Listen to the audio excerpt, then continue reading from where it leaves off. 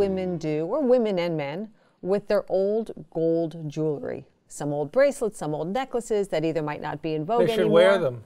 Well, how about if they broke? So I have some bracelets that I've accumulated over the years. When I was young, these little thin chain bracelets were very popular, and they broke, and now I've got this accumulation of little gold jewelry.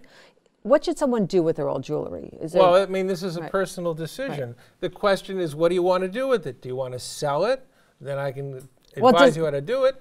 Do you want to refurbish it? There are multiple answers to this. Okay, so let me rephrase the question. Thank you.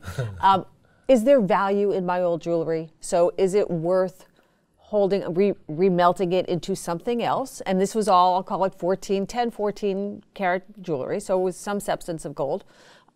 So is it A, worth refurbishing, or B, worth selling, or C, worth holding on to? Because as you said, there's a marketplace in an emergency for gold. If you're confirming, and you've confirmed that your gold jewelry truly is gold, and you know how much gold is in there, it's probably not a bad idea to keep some of this for insurance and barter purposes as part of your core holdings of gold. Because you have to remember, when you sell your gold jewelry, even if you deal with an extremely reputable dealer, you're probably only going to get about 80% of what the melt value of the gold is. So just by selling that, you're taking a haircut of 20%.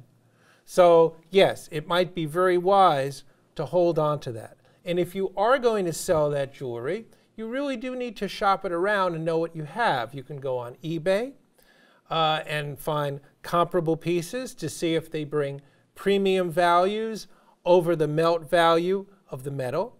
And you need to know exactly how much gold you have. Most gold jewelry will be labeled. It'll say on it somewhere 14K, 18K, 24 carats, which is the standard, that's all gold.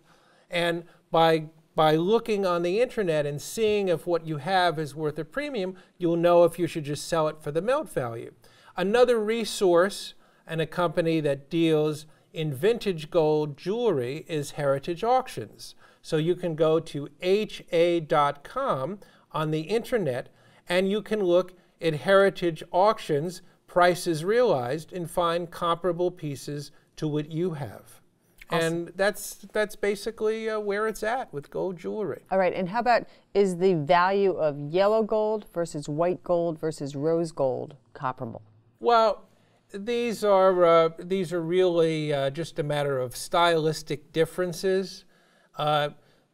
Rose gold, for the most part, is just a little bit more copper content in the gold to give it a rose color. There are a few exceptions. I mean, there's some musical instruments from some years ago, flutes, for example, that were made of rose gold that had maybe 4 or 5% silver in them. But for the most part, the same rule applies for looking and seeing if it's 14 carats or if it's 24 carats and exactly what the content of the gold is. You know, very interesting story about this.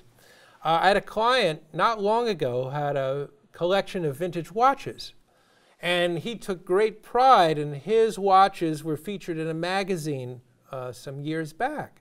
And he had all the magazine clippings with him, and he went to a very prominent dealer in vintage watches. And the dealer offered him $28,000 for his watches.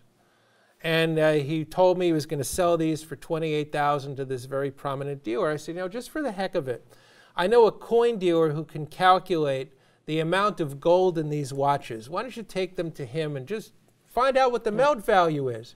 The coin dealer offered him $53,000 for the watches, and he sold them to the coin dealer. So there you have it.